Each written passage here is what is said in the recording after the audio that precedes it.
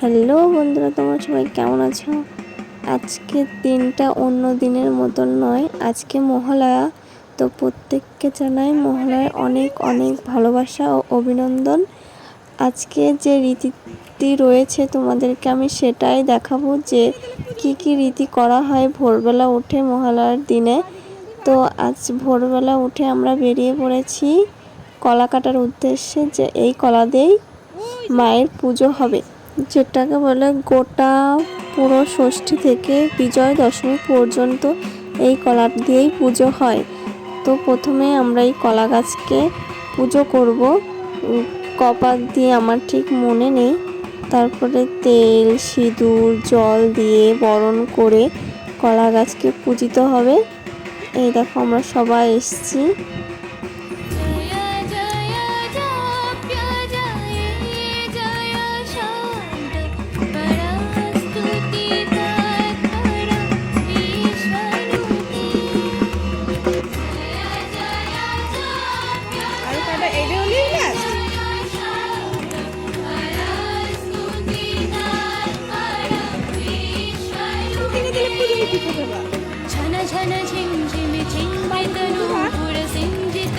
তো আমরা কলা তো অনেকগুলোই কাটা হয়, তো তোমাদেরকে আমি একটা কলা কাটাই দেখাবো।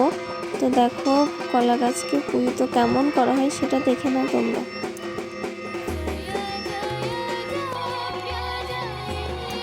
এই দেখো কলা গাছকে কেমনভাবে কাটা হয়। সকালবেলা যে কাটবে স্নান করে একদম শুদ্ধ জামা কাপড় পরতে হবে, তারপরে কলা গাছকে কেটে কলার কানটা কাটা হবে। তোমাদেরকে কাটা আমি দেখাচ্ছি না, কিন্তু ওই গাছ থেকে কেটে নিয়ে যে আমরা বাড়ির দিকে রওনা হয়েছি। তো ভিডিওটা তোমাদের কেমন লাগলো? মহালয়ার দিনে যে রীতিটি করা হয়, তো সেই রীতিটাই তোমাদেরকে আমি দেখালাম। তো ভিডিওটা ভালো লাগলে অবশ্যই লাইক শেয়ার কমেন্ট অবশ্যই করো। ধন্যবাদ।